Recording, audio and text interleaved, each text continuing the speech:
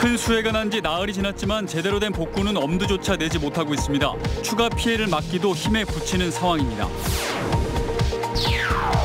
오늘로 예상됐던 특별재난지역 선포가 내일 이후에 이뤄질 것으로 보입니다. 피해 주민들을 대상으로 한 금융 지원이 본격화하고 있습니다.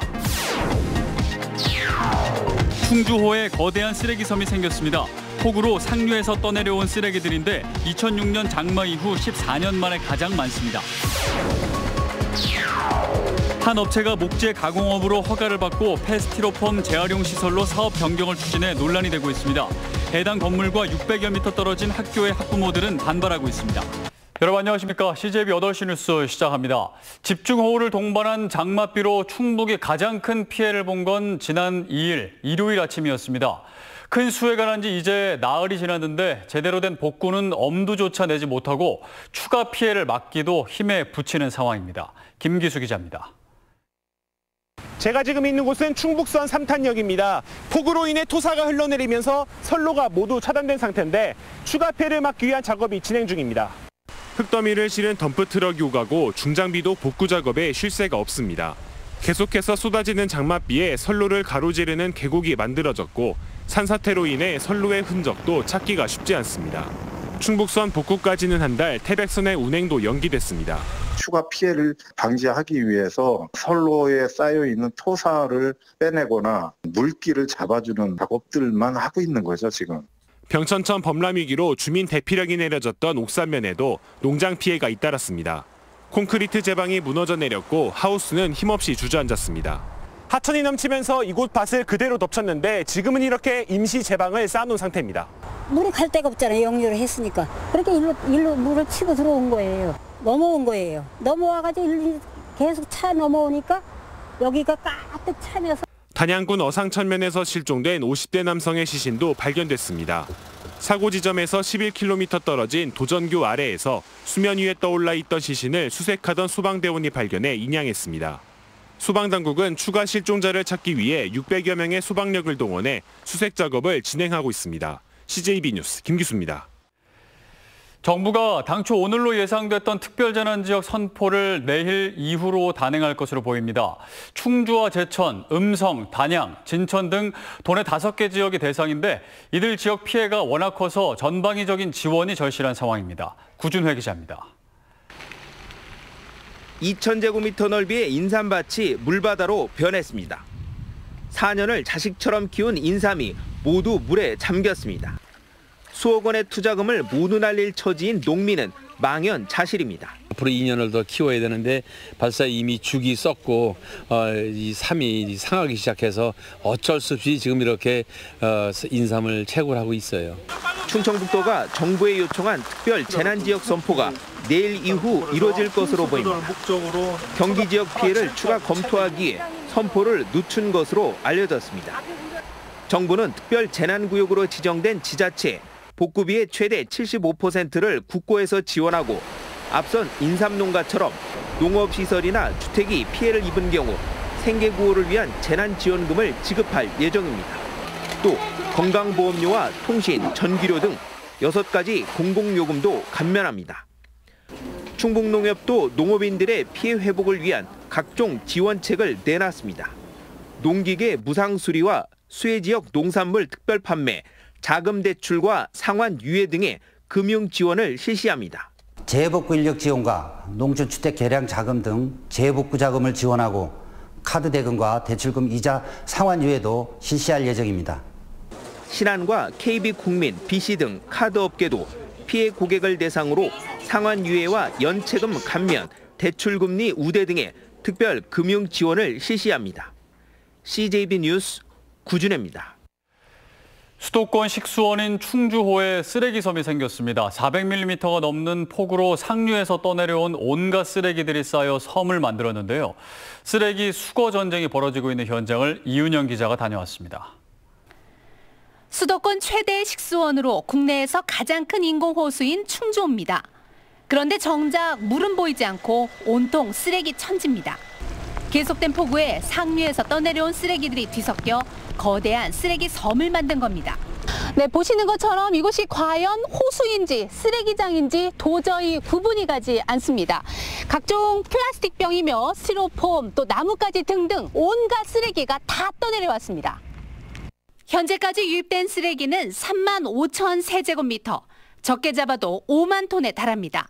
지난 2006년 장마 이후 14년 만에 가장 많습니다. 쓰레기 섬은 백길도 막아 유람선 운항도 중단됐습니다. 지금 얼마나 돼요, 떠내려온 양이? 한 덤프셔로 한 3,000대에서 4,000대 정도.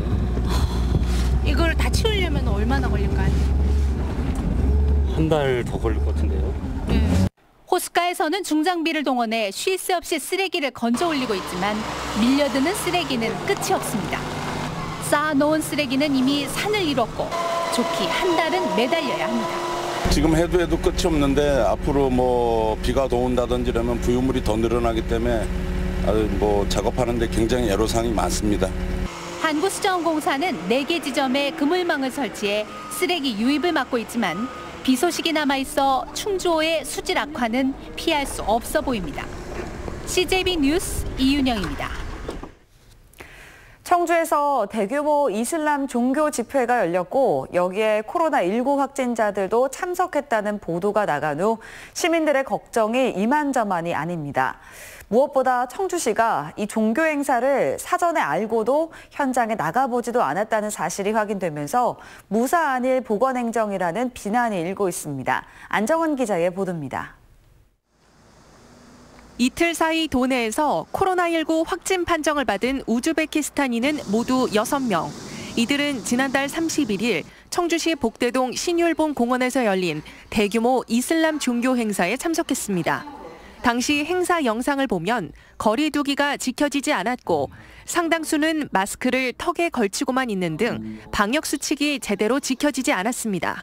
흥덕경찰서에서 흥덕보건소 쪽으로다가 이제 방역 요청이 들어갔던 걸로다가 알고요. 근데 이제 흥덕보건소에서는 이렇게 대규모 이런 종교 행사에 관한 것이라고까지는 파악을 못하고. 그런데 청주시가 이슬람 종교 행사가 열린다는 걸 사전에 알았으면서도 현장에 담당 공무원을 보내 방역 수칙 준수 여부를 확인하지 않은 것으로 드러났습니다. 무사안일 보건행정이 뒤늦게 드러나자 청주시는 시장 담화문을 내고 추가 감염자가 아직 없다고 강조하는 보도 자료를 배포하는 등 수습에 골몰하고 있습니다. 하지만 당시 종교 행사 참석자로 파악한 340여 명은 현장에서 작성된 방명록에 기반한 것이어서 누락된 인원이 있는지 알 수가 없는 상황입니다. 또 참석자 전원이 검체 검사에서 음성이 나왔다고는 하지만 잠복기를 고려하면 아직 안심하기엔 이릅니다. 만에 하나 지난주 금요일 행사 현장에서 또 다른 전파가 시작됐다면 오는 13일까지 추가 발현 가능성이 있기 때문입니다. 초동 대처를 잘못하는 바람에 방역 부담도 커졌습니다. 시군 공무원이 1대1 또는 1대2의 모니터링을 하루에 2, 3회 실시합니다. 발열 이루통 증상이 있을지는 즉시 진단검사를 실시해서 청주시의 허술한 코로나 방역이 지역사회에 불안감을 키웠다는 비판을 피하기 어려워 보입니다. CJB 뉴스 안정은입니다. 최근 음성의 한 업체가 고물상으로 건축 허가를 받은 뒤 돌연 의료 폐기물 처리장으로 사업 변경을 추진해 꼼수 논란이 일었는데요. 청주에서도 비슷한 일이 벌어졌습니다. 이번에는 목재 가공업이 폐스티로폼 재활용업으로 변경이 추진되고 있습니다. 조용관 기자입니다. 청주시 가덕면의 한 공장 건물입니다. 지난 5월 청주시에 이 건물을 폐스티로폼 재활용 시설로 사용하겠다는 사업 계획서가 제출됐습니다. 하지만 당초 이 건물은 목재 가공업을 하기로 건축 허가가 났습니다. 어림없다! 스티로폼 처리 공장 지금 당장 물러가라! 해당 건물과 600여 미터 떨어진 충북과학고의 학부모들은 또 한 번 날벼락을 맞았습니다. 얼마 전까지 인근의 대규모 축사단지 신축 문제로 극심한 진통을 겪었기 때문입니다. 또 과학고 바로 옆에는 만 3세에서 5세 아이들이 수시로 오가며 체험 활동을 하는 유아교육진흥원도 유치해 있습니다. 업자가 애당초 목재 가공업으로 신청을 했으면 용도 변경을 하지 말고 그대로 진행을 하면 될 텐데 이미 처음부터 폐기물 공장을 하려고 했기 때문에 스티로폼이라는 게 얼마나 인체에 문제가 심각하다는 거를 모두 다가 알고 있는 상황인데 오는 20일까지 사업 변경 허가 여부를 결정해야 하는 청주시도 신중한 검토에 들어갔습니다. 방치의 발생량이라든가 이런 부분을 다 좀 깊게 검토해봐야 됩니다. 지금 단계에서 딱 부러지게 뭐라고 말씀드리기는 어려운데 방향은 우리 주민과 똑같은 걱정을 하고 있다. 부적합 통보가 날 경우 해당 업체가 행정소송에 나설 것으로 알려진 가운데 폐기물 관련 시설을 둘러싼 꼼수 사업 변경 신청이 이어지고 있습니다. CJB 뉴스 최윤광입니다. 다음 소식입니다. 대한민국 시도지사협의회는 46회 영상총회를 열고 지역 공공의료체계 강화와 지역경제 활성화 정책을 정부에 요구하는 공동성명서를 채택했습니다. 시도지사협의회는 성명서에서 지방정부의 질병 대응 역량 강화를 위한 정책 마련과 지역 공공의료체계 혁신 발전 지원, 지역 뉴딜 과제 기반 강화 등을 조속히 추진할 것을 촉구했습니다. 두 차례에 걸친 정부의 부동산 규제책 발표 후 충북 지역 아파트값 상승률이 전국 최저 수준으로 떨어졌습니다. 한국감정원 조사 결과 이번 주 충북 지역 아파트 매매 가격 상승률은 0.02%로 전국 17개 시도 가운데 전북 다음으로 낮은 상승률을 보였습니다. 조정 대상 지역으로 규제를 받는 청주의 상승률은 3주째 0.06%를 이어갔습니다. 청주시 재활용품 수집 운반 협의회가 공동주택의 폐플라스틱과 폐비닐 수거 중단 계획을 철회하기로 했습니다. 협의회는 보도 자료를 내고 녹색 청주협의회에서 올해 말까지 진행하기로 한 사회적 합의 논의에 동참하기 위해 당초 다음 달로 예고한 폐플라스틱 수거 중단 계획을 철회한다고 밝혔습니다. 앞서 협의회는 가격 하락을 이유로 폐플라스틱의 공공 수거를 요구해 왔습니다. 지난해까지 급격한 감소세를 보이던 충북의 고등학생 수가 당분간 4만 명대를 유지할 것으로 전망됐습니다. 충북교육청이 수립한 중기 학생 배치 계획에 따르면 올해 4만 1,000명인 고교생 수가 내후년에 일시적으로 4만 명이 붕괴되지만 그 후 2026년까지는 4만 1,000명대를 유지하는 것으로 조사됐습니다. 도교육청은 특히 2022년에 주덕고와 목도고를 폐지하고 2023년에 용전고와 본성고를 신설해 전체 고교수를 84개로 유지할 계획입니다. 이상으로 CJB 8시 뉴스를 모두 마칩니다. 시청해주신 여러분 고맙습니다.